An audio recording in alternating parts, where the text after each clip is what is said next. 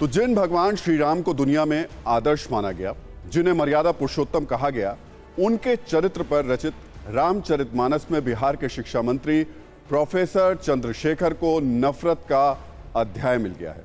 Professor Chandrashekhar का कहना है कि रामचरितमानस नफरत बांटने वाला ग्रंथ है। मंत्री जी ने रामचरितमानस पर यह ग्रंथ ज्ञान कल सबसे पहले तब दिया जब वो बिहार की नालंदा ओपन यूनिवर्सिटी के दीक्षांत समारोह में छात्रों को संबोधित कर रहे थे। तभी प्रोफेसर चंद्रशेखर ने रामचरितमानस की ये नई व्याख्या की और भगवान राम के चरित्र को बताने वाले ग्रंथ में नफरत को ढूंढ लिया। पहले छात्रों को संबोधित करते हुए, फिर मीडिया से बात करते हुए कुछ ही घंटों में उन्होंने दो बार नफरत की कहानी सुना दी, जिसके बाद विवाद शुरू हो गया। सबसे पहले सुनिए उन्होंने कल क्या कहा था। अधम मतलब होता है नीच।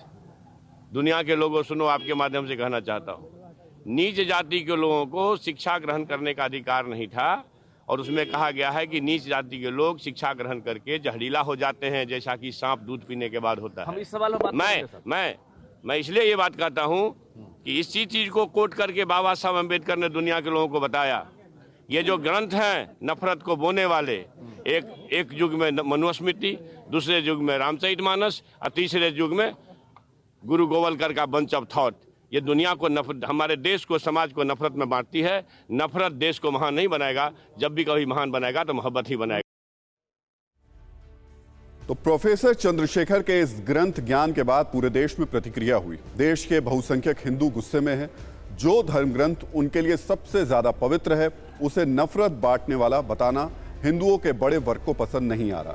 लेकिन मंत्री जी के नफरती धर्म ज्ञान से सबसे ज्यादा गुस्से में धर्मगुरु हैं। राम मंदिर के पुजारी सत्येंद्र दास उन्हें अज्ञानी कह रहे हैं, तो बीजेपी इसे हिंदू विरोधी और शर्मनाक बता रही है। बीजेपी मांग कर रही है कि ऐसे मंत्री को नीतीश कुमार मंत्रिमंडल से बाहर करें।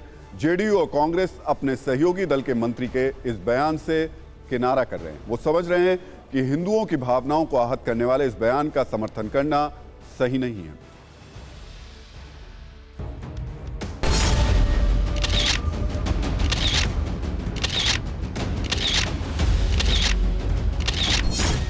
शिक्षा मंत्री पद पर रह करके जिस प्रकार की भाषा बोला, मूर्ख है। उसको ज्ञान ही नहीं है कि रामचरितमानस क्या है, भगवान राम क्या है। उसमें कहा गया है कि नीच जाति के लोग शिक्षा ग्रहण करके जहरीला हो जाते हैं। ये बहुत ही बेशरम बयान है। शिक्षा मंत्री अशिक्षित तरीके से बात करते हैं। कुछ पता है? मैं सवाल पूछूंगा नीतीश कुमार से, ऐसे अशिक्षित मंत्री से आप हिंदू भावनाओं का अपमान करवा रहे हैं। ऐसी चीजों को जिनमें लोगों की आस्था होती है, उस पर सवाल उठाकर लोगों की भावनाओं को भड़काने का काम करते हैं। ये उनके अपने निजी विचार हो सकते हैं, अगर उन्होंने दिया है।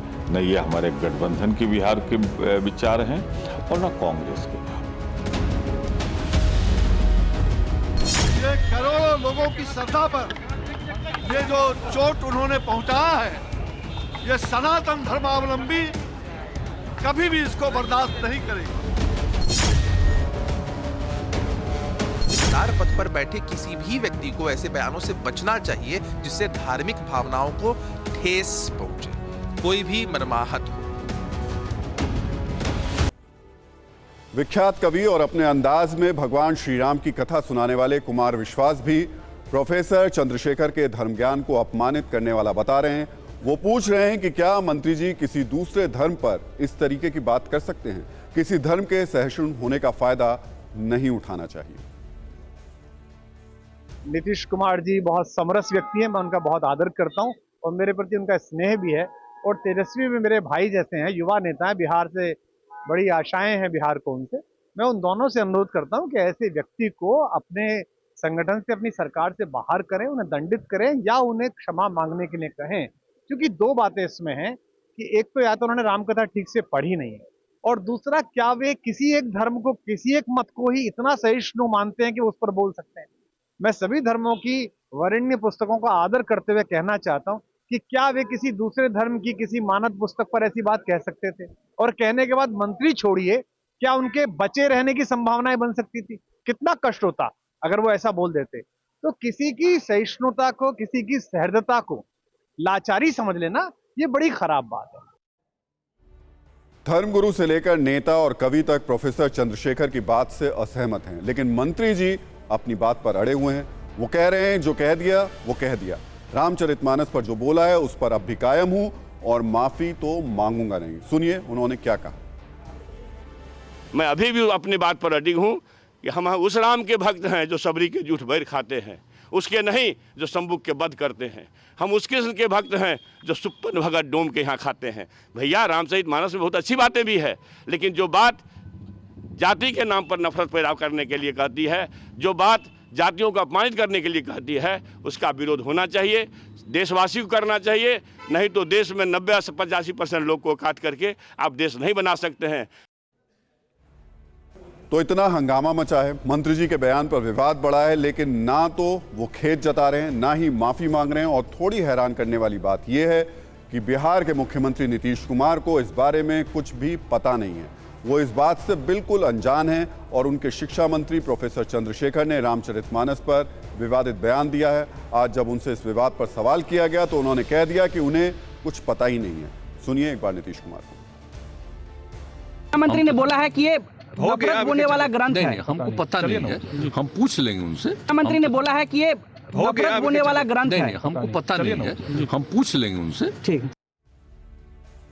सवाल उठता है कि मुख्यमंत्री जी पूछेंगे क्या शिक्षा मंत्री से कि क्या रामचरितमानस नफरत फैलाने वाला ग्रंथ है।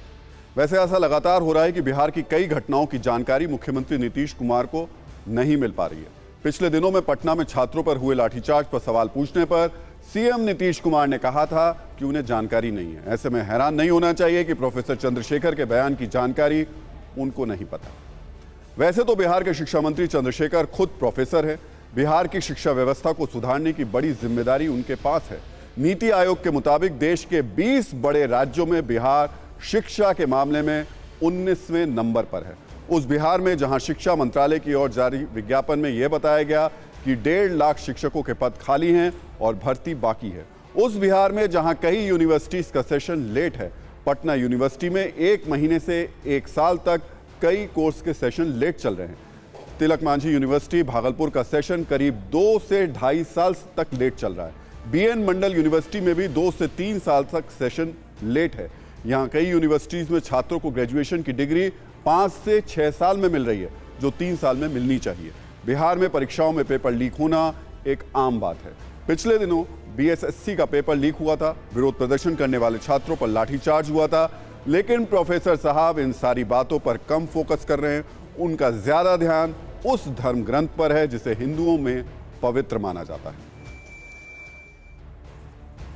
और अब बात करते हैं झारखंड के मशहूर तीर्थस्थल श्री समेत शिखर की, जिसको लेकर विवाद थमने का नाम नहीं ले रहा है। पहले पर्यटन स्थल और तीर्थ स्थल को लेकर विवाद था, अब ये लड़ाई 2 समुदाय के पूजा स्थल की हो गई है। ये जैन धर्म का मशहूर तीर्थ स्थल है।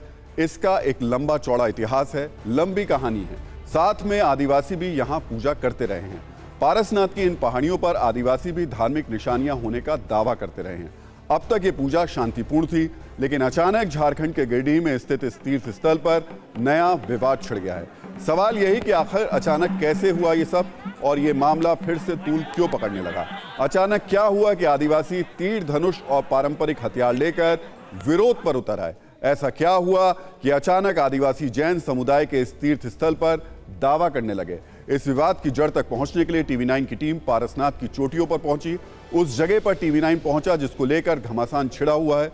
आपको पारसनाथ की पहाड़ियों पर छिड़े इस विवाद की पूरी कहानी समझाएंगे, क्योंकि ये विवाद 2 लोगों से जुड़ा हुआ है। आपने देखा होगा कि पिछले कुछ वक्त में कैसे जैन समाज के लोग सड़कों पर इसको लेकर उतरे थे। सरकार ने जो अपना फैसला लिया था उसको वापस कर लिया था, लेकिन उसके बाद अचानक आदिवासी समाज के लोग सड़कों पर उतर आए।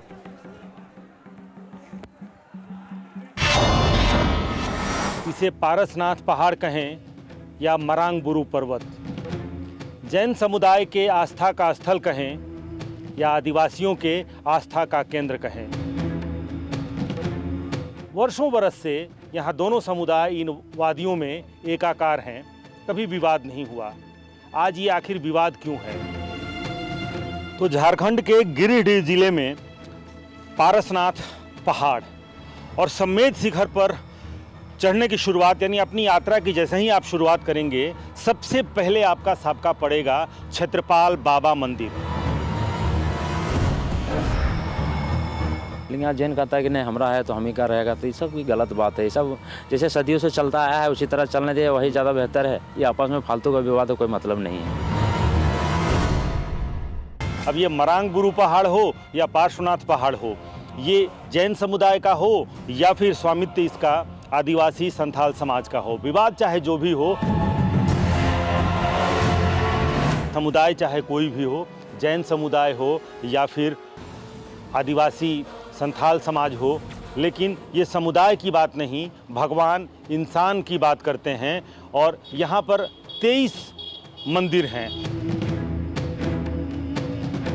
परंपरागत से जैसे वर्षों से मनाते आ रहा है जुग जहर, पारसनाथ जुग जहर चंदा पर्व के साइड में है, वह पूजा करते आ रहा है, अभी भी कर रहा है।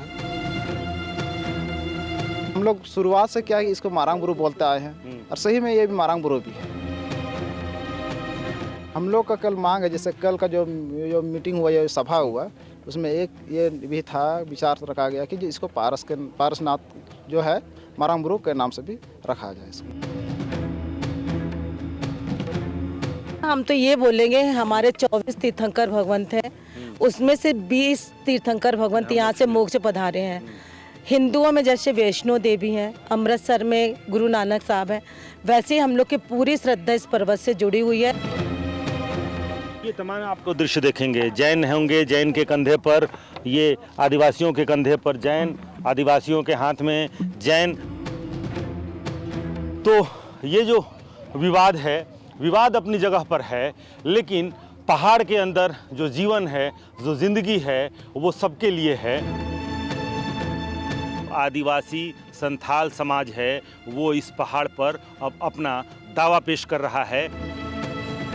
क्योंकि जिस जगह के जो लोग रहेंगे और उनके साथ किसी भी प्रकार की अगर छेड़खानी होगी तो जाहिर सी बात है वहाँ के लोग उसके प्रति आवाज़ उठाएंगे।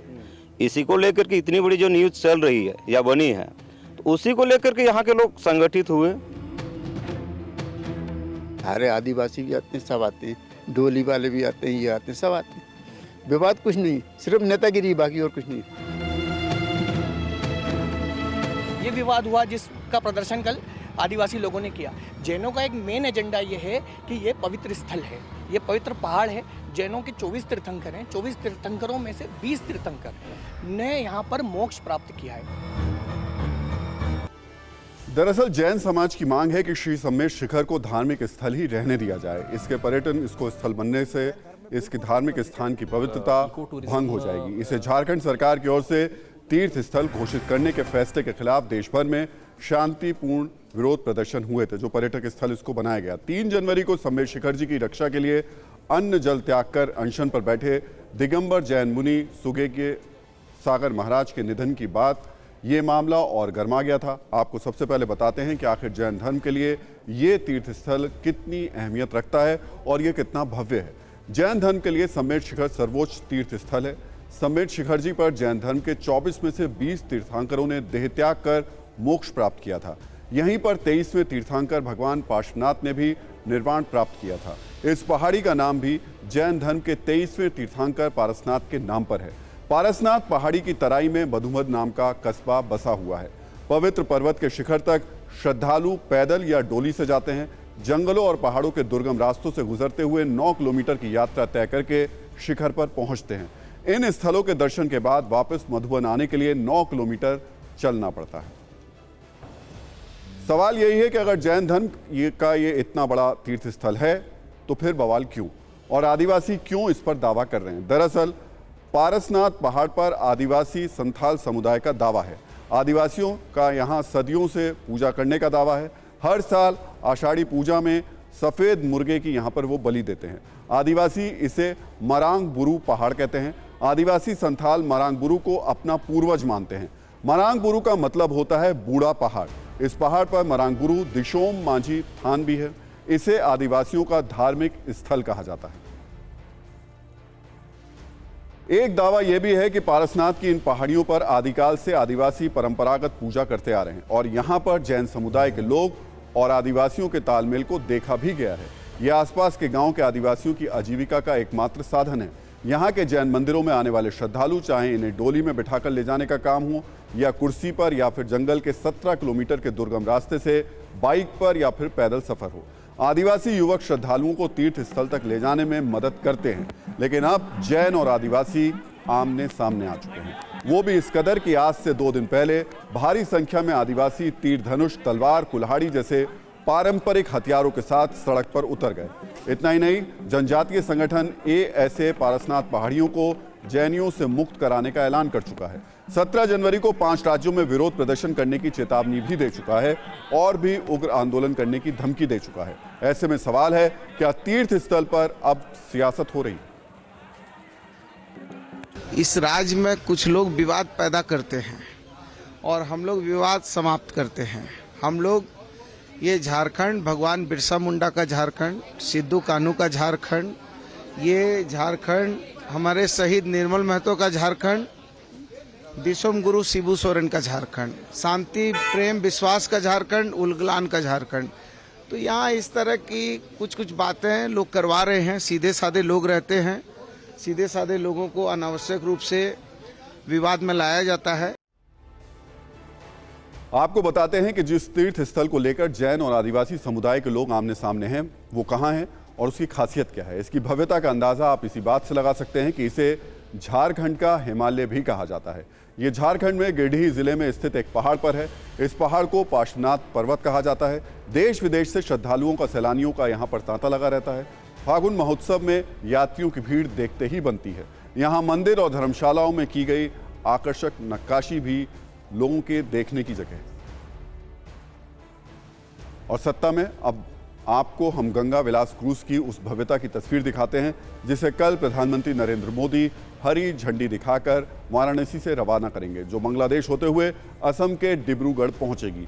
पानी के इस बड़े जहाज का नाम MV गंगा विलास है। क्रूज में 5 स्टार होटल जैसी लग्जरी सुविधाएं हैं, जिसे दुनिया का सबसे बड़ा रिवर क्रूज कहा जा रहा है। तो कल 3200 किलोमीटर के लंबे सफर पर यह निकल जाएगा। इस रिवर क्रूज में 32 विदेशी टूरिस्ट होंगे। वाराणसी से क्रूज असम के डिब्रूगढ़ तक जाएगा। इसमें कुल 51 दिन लगेंगे। क्रूज में 9 राज्यों और बांग्लादेश से होकर गुजरेगा ये क्रूज। ये राज्य हैं उत्तर प्रदेश, बिहार, झारखंड, पश्चिम बंगाल, असम और बांग्लादेश। 51 दिनों की यात्रा में वाराणसी, पटना, कोलकाता, ढाका, गुवाहाटी, डिब्रूगढ़ के 50 प्रमुख पर्यटन स्थल कवर होंगे। क्रूज के रास्ते में गंगा के अलावा और भी कई नदियां मिलेंगी। 51 दिन में वाराणसी से ये गुवाहाटी पहुंचने वाले इस क्रूज की रफ्तार मात्र 10 से 12 किलोमीटर प्रति घंटा है और 51 दिनों तक इसमें सफर करने के लिए एक यात्री को 19 लाख रुपए देने होंगे और अगर आप इसके स्वीट बुक करते हैं तो 38 लाख रुपए आपको चुकाने होंगे। गंगा विलास क्रूज में मामूली क्रूज ये नहीं है। ये क्रूज जब नदी में चलेगा टूरिस्ट को हिचकोले नहीं खाने पड़ेंगे, बल्कि 5 स्टार होटल वाली फीलिंग आएगी। आपको जल्दी से सैलानियों को मिलने वाली फैसिलिटीज के बारे में भी बता देते हैं, जो दुनिया के किसी भी लग्जरी होटल से कम नहीं है और इसमें मिलने वाली सुविधाएं किसी 5 स्टार होटल में मिलने वाली सुविधाओं से तो बिल्कुल कम नहीं है। इस क्रूज में 18 सूट्स हैं। इसमें मेन डेस्क पर, जो मेन डेक है, उस पर 40 सीटों वाला एक रेस्टोरेंट है। इस रेस्टोरेंट में कॉन्टिनेंटल और इंडियन फूड के साथ बफे काउंटर भी है। इस लग्जरी क्रूज में सन डेक, जिम और लाउंज भी हैं। ऊपरी डेक पर आउटडोर सिटिंग की व्यवस्था है। इसमें स्टीमर चेयर्स और कॉफी टेबल के साथ एक बार भी बना हुआ है। इसके अलावा स्पा रूम, जिम और लाइब्रेरी भी हैं। बाथ टब वाला बाथरूम, कन्वर्टेबल बेड्स और फ्रेंच बालकनी भी इसके अंदर मौजूद है, जबकि LED टीवी, तिजोरी, स्मोक अलार्म्स, लाइफ वेस्ट और स्प्रिंकलर्स भी इसमें लगे हुए हैं। मतलब ये इतना लग्जरी है कि आप सोच ही नहीं सकते। इस लग्जरी क्रूज पर हमने एक छोटी सी रील बनाई है ताकि आप ये समझ पाएं कि ये कितना चमकदार है और इसे गंगा विलास क्यों कहा जा रहा है।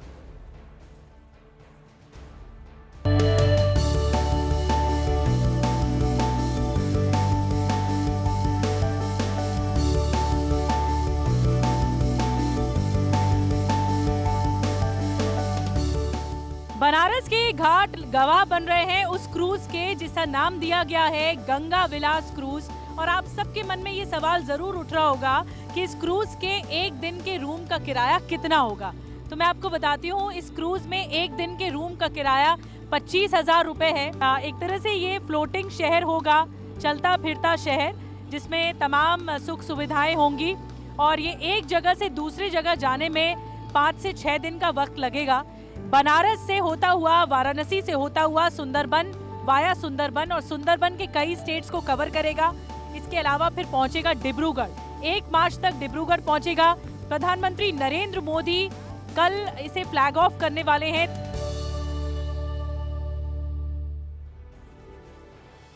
तो केंद्र सरकार और यूपी सरकार गंगा विलास क्रूज से देश में पर्यटन के नए रास्ते खुलने की बात कह रही है, लेकिन इसका विरोध भी हो रहा है। समाजवादी पार्टी के नेता और पूर्व सीएम अखिलेश यादव ने भी गंगा विलास क्रूज पर सवाल उठाए हैं। उन्होंने कहा कि पहले सरकार गंगा नदी की सफाई कराए फिर कुछ हो। अखिलेश यादव ने यह पूछा कि गंगा विलास क्रूज से निषाद समाज के लोगों को क्या सुविधा मिलेगी। वैसे गंगा विलास क्रूज एक महंगा पर्यटन है जिसमें कम से कम 18 लाख रुपए देने पर ही आप सवार हो सकते हैं। लेकिन सवाल यह कि 3200 किलोमीटर की यात्रा के लिए अगर 51 दिन लगेंगे तो इससे पर्यटन कितना बढ़ेगा। और अब एक ऐसी खबर जिसे बहुत ध्यान से देखिएगा और इसके एक एक शब्द को गौर से सुनिएगा। आपने सदाबहार अभिनेताओं के बारे में कई बार सुना होगा, उनके चर्चे भी खूब किए होंगे, लेकिन क्या कभी किसी सदाबहार युवा के बारे में आपने सुना है? आज हम आपको एक ऐसे ही युवा से मिलवाने जा रहे हैं जो अपने जन्म के 160 साल बाद भी सोशल मीडिया पर ट्रेंड कर रहे हैं। दुनिया उन्हें स्वामी विवेकानंद के नाम से जानती है। आज स्वामी विवेकानंद की जयंती है जिसे हम राष्ट्रीय युवा दिवस के रूप में मनाते हैं। इसलिए आज आपको भारत के सबसे बड़े सेलिब्रिटी युवा के विचारों की सत्ता दिखाना जरूरी है, क्योंकि यह सत्ता आज भी 140 करोड़ लोगों के लिए एक पथ प्रदर्शक की तरह है। यही वजह है कि स्वामी विवेकानंद के विचारों को लोग आज गूगल पर ढूंढकर अपने आसपास के लोगों से शेयर कर रहे हैं। समाज के हर वर्ग के लोग अपने अंदर बूंद बूंद विवेकानंद डाल लेना चाहते हैं। 160 साल के बाद किसी भारतीय के लिए इतना उत्साह देखने को मिले तो समझ जाना चाहिए कि उसके विचारों में कितनी ऊर्जा रही होगी। स्वामी विवेकानंद, जिन्होंने 39 साल की छोटी सी उम्र में एक बहुत बड़ा विजन दिया जिसमें भारत हर लिहाज से विश्व गुरु दिखता था। युवाओं के लिए विवेकानंद ने कहा था, तुम जो सोच रहे हो उसे अपनी जिंदगी का विचार बनाओ, उसके लिए सपने देखो, उस विचार के साथ जियो। तुम्हारे दिमाग में, तुम्हारी मांसपेशियों में, तुम्हारी नसों में और तुम्हारे शरीर के हर हिस्से में वो विचार भरा होना चाहिए। यही सफलता का सूत्र है। गरीबी पर उन्होंने कहा था कि सिर्फ मशीनों से गरीबी की समस्या को खत्म नहीं किया जा सकता। जब तक करोड़ों लोग भूखे रहेंगे तब तक मैं हर उस आदमी को दोषी मानूंगा जिसने शिक्षा तो हासिल कर ली लेकिन गरीबी की चिंता बिल्कुल नहीं की।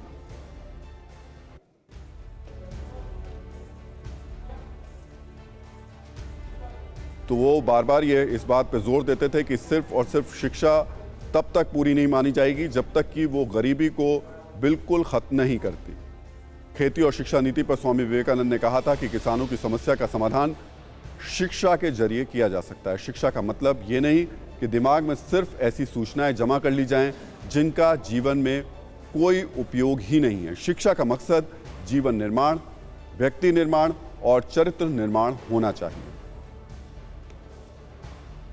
स्वामी विवेकानंद का मानना था कि किसी भी देश की प्रगति का सबसे बेहतर पैमाना यह है कि वो देश अपनी महिलाओं के साथ कैसा व्यवहार करता है।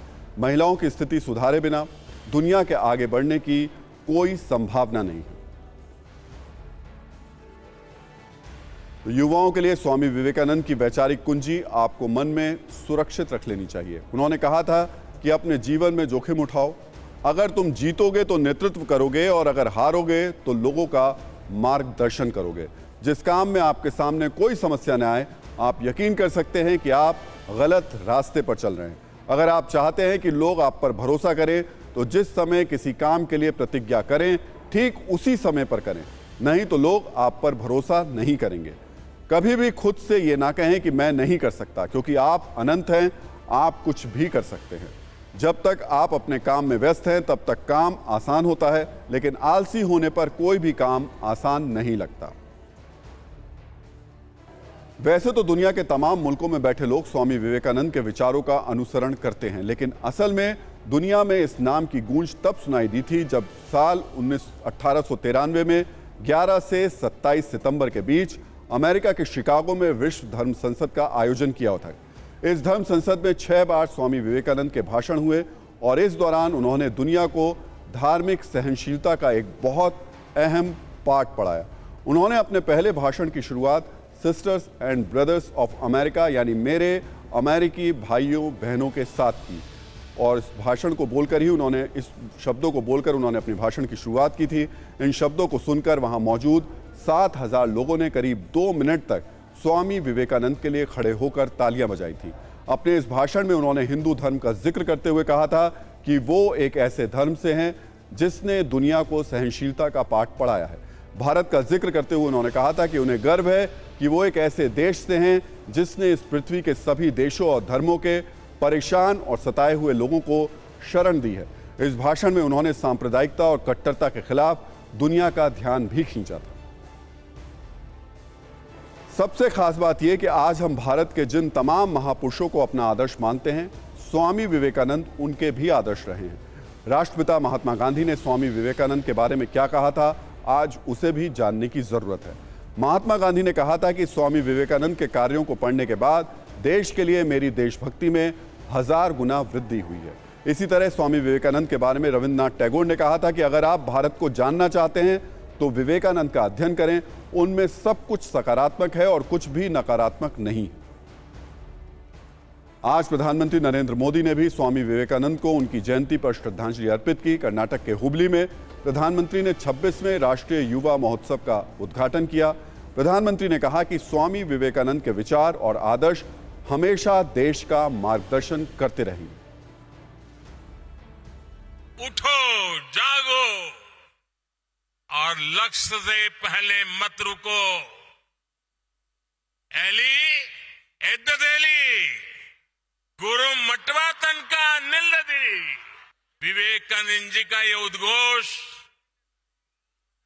भारत के युवाओं का जीवन मंत्र है। आज अमृतकाल में हमें अपने कर्तव्यों पर जोर देते हुए, अपने कर्तव्यों को समझते हुए